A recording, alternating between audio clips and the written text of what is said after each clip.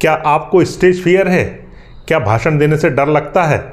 मुझे भी लगता था, पर अब नहीं, क्योंकि हम भाषण की शुरुआत ऐसे करेंगे कि किसी ने क्या खूब कहा है कि समंदर के हर सिप में मोती नहीं होता, ऊंचे झरनों में शोर नहीं होता। वीडियो तो बहुत बनते हैं, पर वीडियो कोई कोई ही वायरल होता है।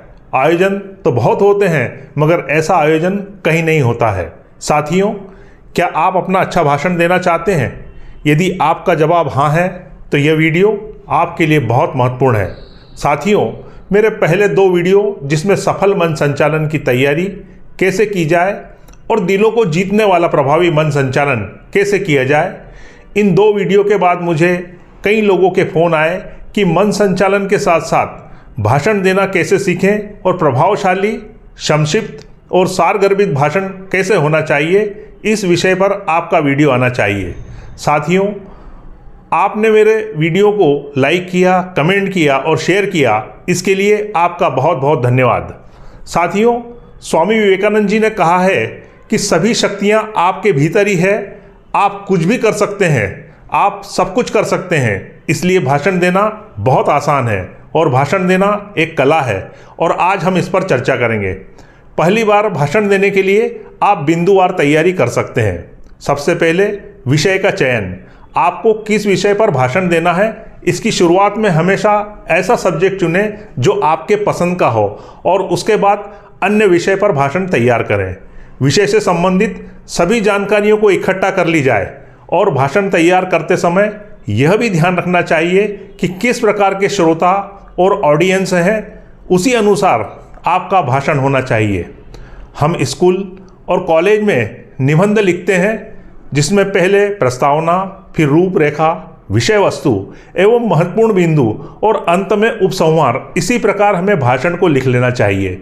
फिर भाषण के मुख्य बिंदुओं को स्टेप बाय स्टेप एक पेज पर लिख लेना चाहिए। शुरुआती भाषण 3 से 5 मिनट का सामान्य एवं सरल भाषा में संक्षिप्त और सारगर्भित होना चाहिए।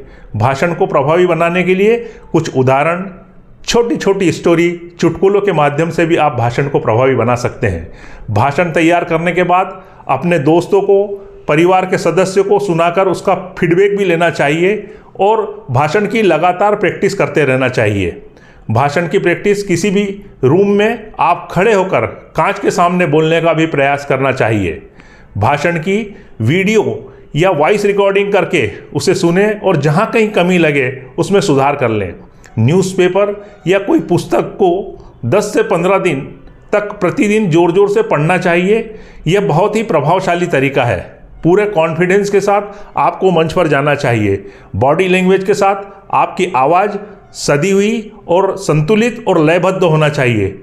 लोगों का ध्यान आकर्षित करने के लिए भाषण को प्रारंभ में संस्कृत के श्लोक या कोई अच्छी लाइनों या शायरी जो आपको याद है, उसे उस समय एवं परिस्थिति के अनुसार बोलना चाहिए। जैसे किसी ने क्या खूब कहा है कि न हम कुछ हंस के सीखे हैं, न हम कुछ रो के सीखे हैं, जो कुछ भी थोड़ा सा सीखे हैं आपका होकर सीखे हैं। इससे आपका कॉन्फिडेंस लेवल हाई रहेगा।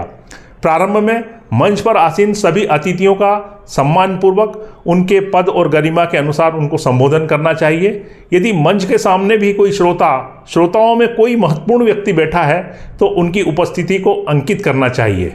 यदि मंच पर आपका परिचय नहीं दिया गया है, तो आप बहुत ही संक्षिप्त में अपना परिचय अधिकतम 30 सेकंड में देना चाहिए।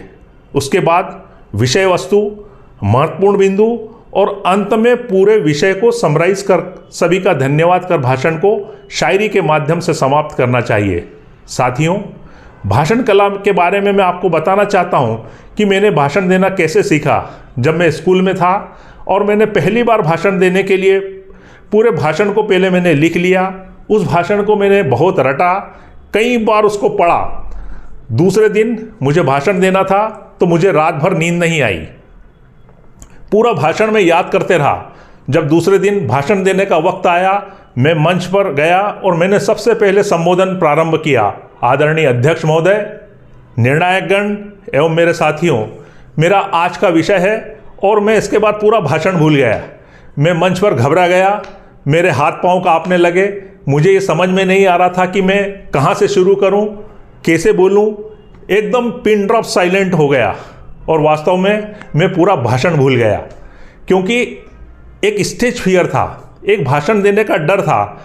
मेरे से यह त्रुटि हुई कि जिस विषय पर मुझे भाषण देना था उसके मुख्य बिंदुओं के पॉइंट मैंने नहीं लिखे थे, इसलिए जब मैं भाषण देने के रुका तब मेरे पास पॉइंट नहीं थे।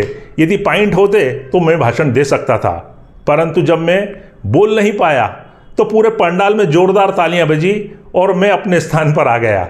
उसके बाद मुझे लगा कि बगैर बोले जब इतनी तालियां बज सकती है तो बेटा अगर तू बोलेगा तो कितनी तालियां बजेगी। उसके बाद फिर मैंने भाषण की तैयारियां शुरू की।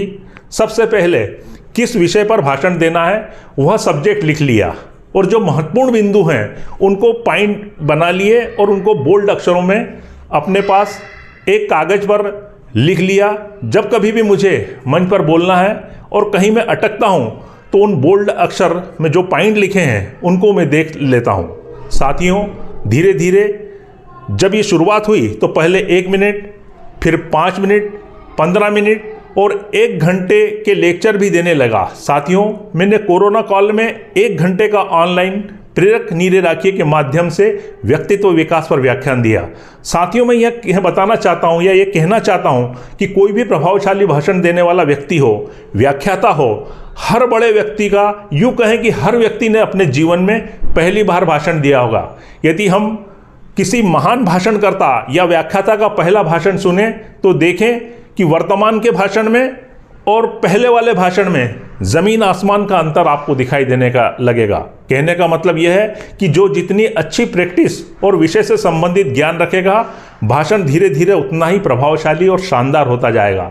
साथियों, मैं पहले भाषण में 3 से 5 मिनट का लिखता था, फिर उसके मुख्य बिंदुओं को संक्षिप्त में मैं बोल्ड अक्षरों में पेज पर लिख करके रखता था। उसके बाद पूरा समझने के बाद उसकी माइंड रीडिंग करता था और उसके बाद उस कार्यक्रम का पूरा भाषण का विजुअलाइजेशन करता था कि मुझे ये भाषण देना शुरू करना है। और जब मैं बोलने जाता था तो मैं आपको बताना चाहता हूँ कि जो मैंने भाषण तैयार किया था उसके अतिरिक्त भी बहुत सारी बातें वहाँ पर बोलने लगा।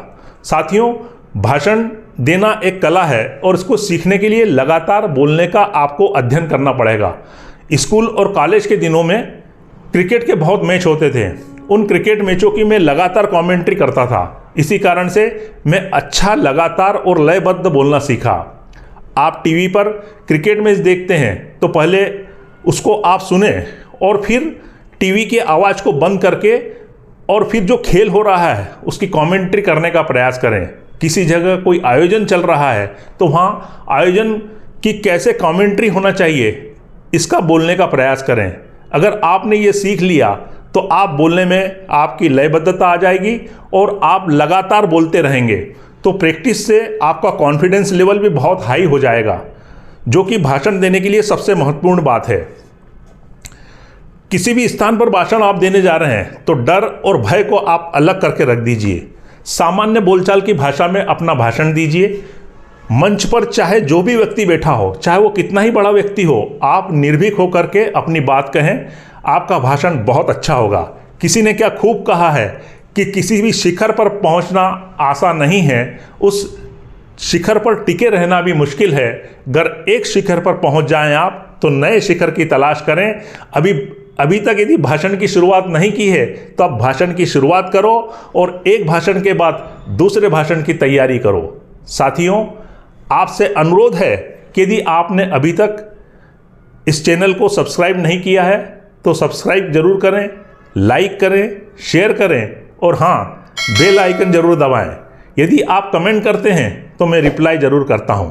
बहुत बहुत धन्यवाद।